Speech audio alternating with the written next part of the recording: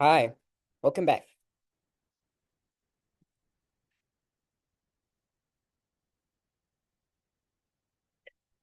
Welcome back to the program of exploring the atomic nucleus and nuclear science.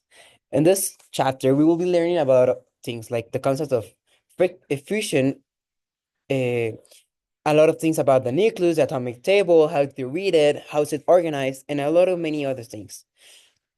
I'm Juan Cordova, and let's begin. Okay, so first, we're learning about the atomic nucleus. The atomic nucleus is really simple to understand and really simple. So first of all, it is a compact dense region at the center of the atom. So in the image here, you can see that here's the nucleus in the center of the atom. Comprises two types of subatomic particles. First one is protons and then neutrons. You can see it over here. The protons are the green ones. The nucleus is the center. And then we have the neutrons as the red ones, right? The protons possess a positive electrical charge. So protons equals positive.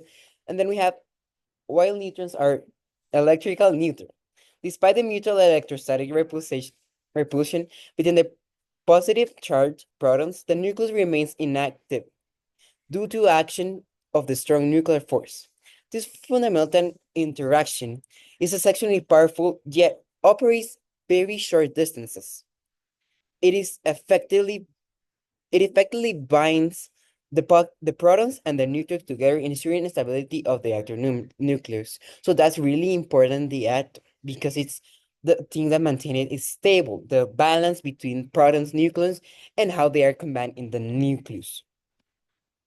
Fact, in 1911, Ernest Rutherford discovered that at the core of every atom is a nucleus. So he discovered the nucleus, we can say it.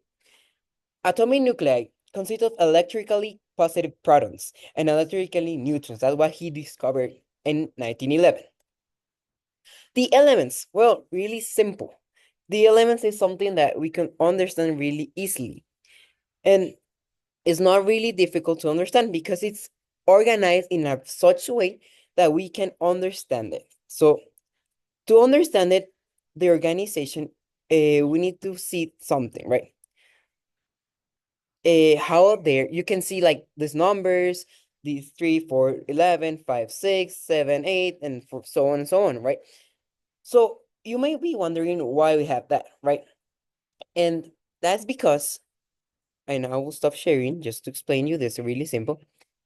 Uh, that is because elements are defined by the number of protons. So the number that you saw up there is the number of protons, and it's also known as the atomic number. This is a really fundamental property because it determines the identity of an element. For example, all atoms with the proton 1 are classified as hydrogen, while all atoms with 6 protons are classified as carbons, and as atomic number they will have a 6, right? Because the number of protons equal the number of the atomic number, regardless of how many neutrons or electrons they might have. And this part is really varying because we will see it later. I will explain it later. So it's really clear for you, right? The periodic table is a systematic arrangement of all elements, organized primarily by increasing atomic number.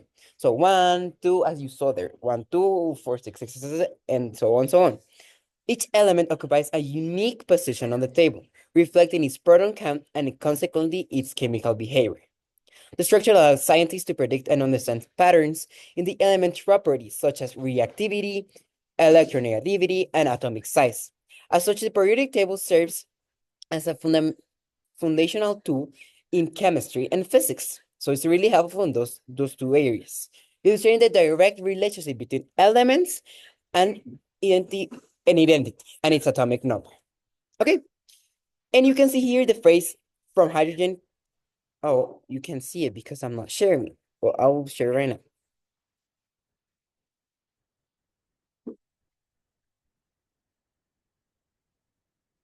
Okay, I'm sharing. Give me a sec.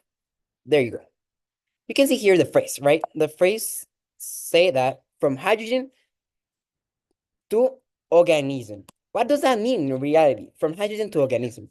It refers to the full range of chemical elements in the periodic table.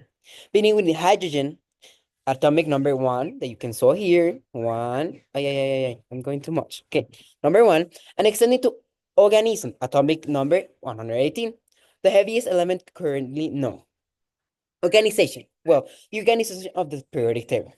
As I already told you, elements are defined by the number of protons and known as atomic, which is also known as atomic number. It's really simple. I already explained that. Okay, so we can continue to the next. Well, we have here the atomic mass unit. Atomic mass unit. You can see here proton, neutron, electron. Here is the kilogram. Like this is the constant. For each one, the proton, the neutron, and the electron have different constants. So it's really important to don't miss that out. Here, the atomic mass unit, abbreviated as AMU, that's really important. AMU is an abbreviation that it stands for atomic mass unit. It is standard unit used to express the mass as of an atom and subatomic particles. By definition, 1 AMU, you can see it here, is 1/12 the mass of a carbon 12 atom. Carbon 12 atom. This is really important. Not carbon 12 atom. Remember that. We will be seeing this later in the part of isotopes. This provides a convenient and consistent way to compare extremely small masses as the atomic scale. So we can see here 1 AMU equal 1/2 the mass of a carbon 12 atom used to express an atomic nuclear mass. Okay. Next slide. Isotopes. What are isotopes? We can see here different type of bromine, barium, beryllium, but what does that really mean? Isotopes are atoms of the same element. So they are considered the same element, right? So carbon 12, we were talking about it. It's the same carbon that has many carbons, but what is the difference? Well, the same element of protons. Protons, remember, atomic number is the same for all. But what they changed, they have different neutrons. The results of atoms have the same chemical properties, but different masses, which will change. For example, carbon 12, as I was explaining, and carbon 14, they are both considered carbon atoms, but they have different protons. One has 6 protons. They both have 6 protons, but one has 6 neutrons, and the other one has 8 neutrons. And we can see it here, right? Different type of numbers here. Okay. Mass defect and binding energy. This is a really important concept. And, and really doubtful to think because it's really deep. You can see here this formula, a really famous formula. It's called E equal mc squared, and it was invented by Albert Einstein. We have known this, but what does it really mean? So let's get into it. This missing mass is not lost. We were talking about missing mass, right?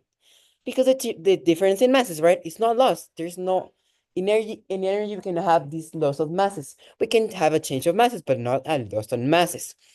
The energy that holds the nucleus together, this concept can be understood through Einstein's famous equation. I was telling you, E equals mc squared, which shows that energy, E, is equal to the mass, m, times the speed of light squared.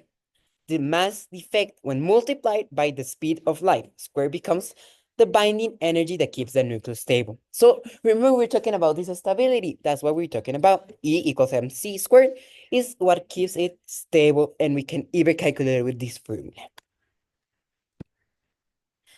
Okay, a summary of this formula. The binding energy curve reveals that energy required to separate the nucleus into individual nucleus, increasing as we move to heavy elements. Okay, so the 1 to 118, as we're talking about.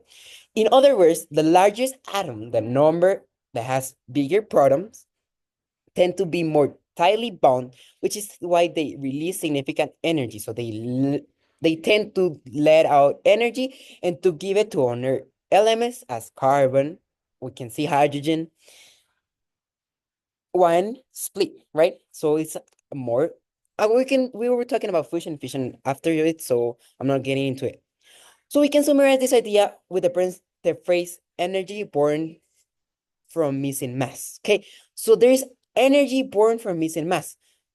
So we were talking about that energy is not lost, but it's creating a new energy. Okay, radioactivity. Radioactivity is another concept that is talked a lot,